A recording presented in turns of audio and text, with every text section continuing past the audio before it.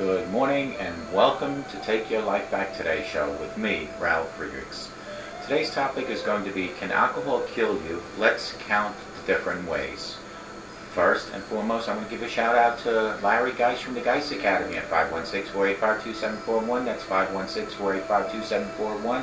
It's Larry Geis from the Geis Academy. He is an addiction recovery coach, a life coach.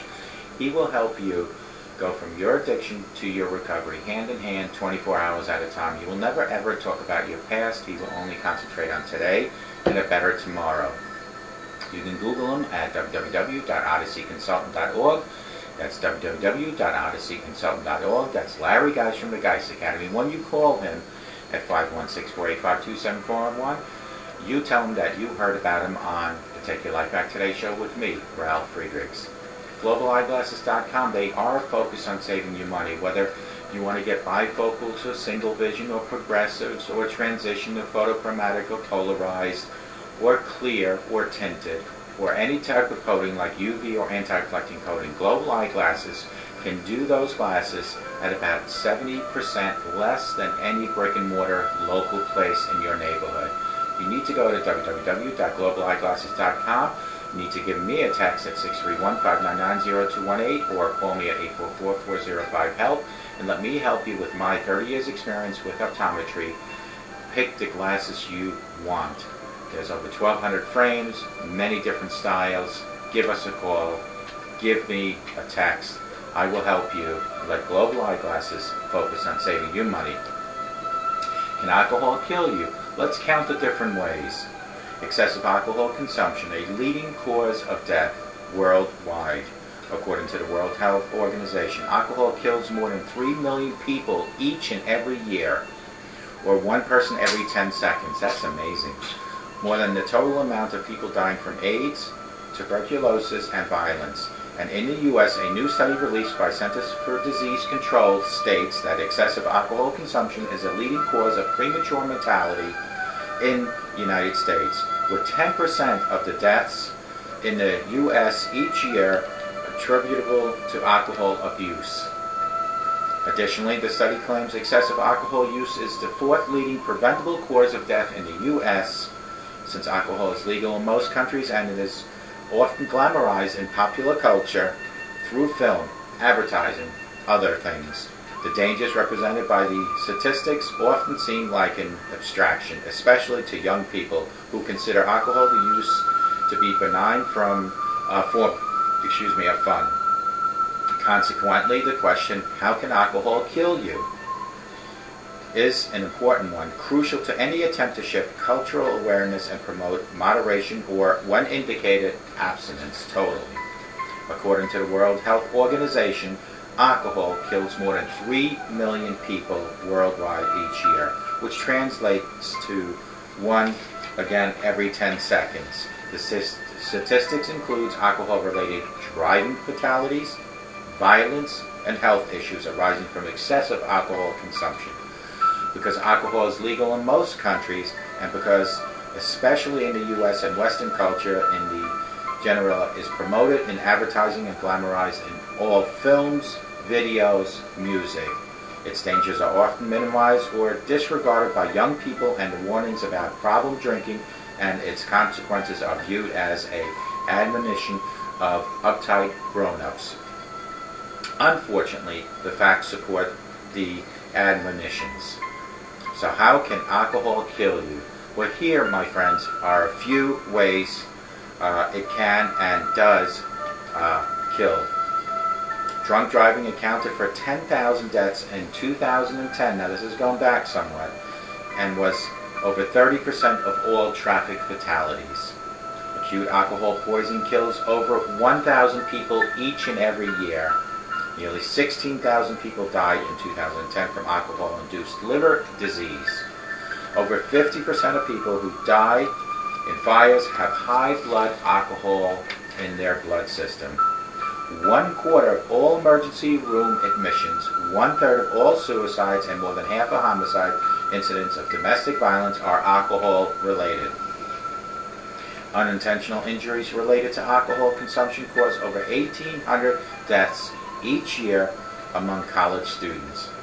Health problems include increased likelihood of stroke, diabetes, cirrhosis of the liver, and esophageal cancer, and compromised immune system can lead, if untreated, to premature death. Alcohol in combination with other drugs, especially pain medication, tranquilizer, and sleep medication, can cause death by slowing down respiration as well as causing the aspiration of vomit. The simple fact is that alcohol impairs judgment, cognition, inhibitions regarding excessive risk-taking and acting out of aggressive tendency, and other faculties that reduce the likelihood of accident or death. If alcohol consumption becomes regular, increase over time, or becomes increases in the amount, or if consequences of drinking are accumulating, treatment is indicated because, yes, alcohol can kill you. 8 ways that alcohol can kill you. Alcohol can kill you directly or indirectly. Here is a sampling how. Traffic fatalities. An estimated 10,000 deaths in 2010 were attributable to alcohol consumption. That's more than 30% of all vehicle deaths. Poisoning. Over 1,000 people die each year from acute alcohol poisoning. Injuries. Accidentally injuries kill over 1,800 college students alone annually. Long-term effects of alcohol. Higher likelihood of stroke, cirrhosis, certain cancers, immune system problems can be caused by excessive drinking. So alcohol abuse can kill you. The answer is absolutely yes. Overdose. Alcohol, when combined with other drugs like pain medication, sleeping pills, or tranquilizer, etc., can kill by interfering with the autonomic nervous system ability to regulate respiration. Cases of severe dependence and withdrawal can withdrawal from alcohol kill you. When you develop severe dependence after long-term chronic or high-dose drinking, that can kill you. Accidents involving fire. Over half of deaths involving fire involve alcohol consumption, which causes your ability to be careless. Homicide. More than half of all homicides have a common element: excessive drinking. How can alcohol kill you if you don't even drink? Alcoholism is acknowledged as a family disease. Those who have to live or deal with the alcoholic are also affected. More than half of all incidents of domestic violence involve alcohol. According to U.S. government statistics, 1,000 to 1,600 women die each year in the hands of male partners. Furthermore, an estimated 6,000 women commit suicide after enduring years of abuse. To extend that alcohol is part of this dynamic, alcohol can kill you even if you don't drink not even one single drop. And it doesn't even take into account the health consequences of stress that are when living with an alcoholic. Prompt drinking can be treated. Alcohol negatively affects all your faculties that are critical in keeping people safe. Judgment, cognition, coordination, and the ability to suppress tendency toward excessive risk-taking aggression. The more you drink, and the more often you drink, the more likely, in terms of statistics, you will generate negative consequences for yourself and other people around you. If your drinking is becoming problematic, and if awareness of the fact that the alcohol can kill you doesn't temper your consumption, then treatment is probably a good idea. Folks, these are, let me just see what time it is. Okay, these are reasons that alcohol can kill you. Let me address a couple facts. Drunk driving accounted for 10,000 deaths in 2010. That was over 30% of all traffic fatalities. 30% or more would cause directly because of alcohol. Acute alcohol poisoning kills over 1,000 people each year. Nearly 16,000 people died in 2010 from alcohol-induced liver disease. Over 50% of people who die in fires have high blood alcohol levels in their system. 1/4 of all emergency room admissions, 1/3 of all suicides, and more than half of homicides incidents of domestic violence are all alcohol related. Unintentional injuries related to alcohol consumption cause over 1,800 deaths each year among college students.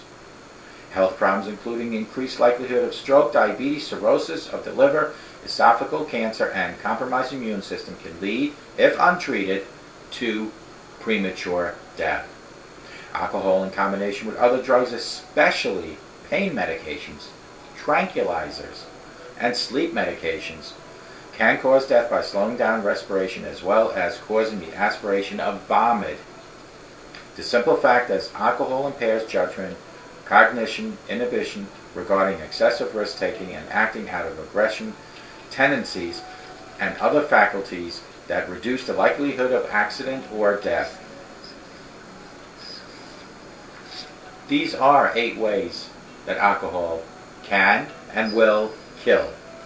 Traffic fatalities. Over 1/3 of all traffic fatalities here in the United States of America were directly linked to alcohol consumption. Poisoning. Over 1,000 people die each year from alcohol poisoning. Injuries. Accidental injuries kill over 1,800 college students annually.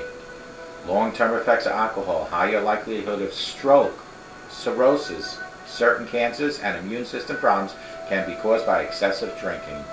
So the question still lies, can alcohol kill you? And the answer is an absolute, loud, clear yes. Overdose. Alcohol, when combined with other drugs like pain medications, sleeping pills, and tranquilizers, can kill by interfering with the autonomic nervous system's ability to regulate respiration. Cases of severe dependence and withdrawal. When you develop severe dependence after long-term chronic or high-dose drinking, that will certainly write the end of your chapters. Accidents involving fire. Over half of deaths involving fire include alcohol consumption. In other words, over half the fires, whoever was in the house, someone, somehow, had alcohol in them. Homicide. More than half of all homicides have a common element, and that is excessive drinking. How can alcohol kill you even if you don't drink? Alcoholism is acknowledged as a family disease. Those who have it have to live or deal with the alcoholic also can be affected. More than half of all incidents of domestic violence involve alcohol. Problem drinking can be treated. If you are the person that's watching me and has that problem, break that wall of denial. That is the first step. There are 2 steps, but that is the first step. Is you have to finally say, yes, I know I have a problem. And there is no shame in admitting it. It is shameful by not admitting it when everybody around you sees your problem, knows your problem, but yet you turn the other cheek and kind of just say, you know what, I don't care. Because it is not the fact that you're killing yourself as much as the fact that when you kill yourself, and it's not if, it's when you kill yourself with abusive and chronic alcoholism, you are hurting the people that love you most by leaving this earth. You will be hurting your children, your grandchildren, your spouse.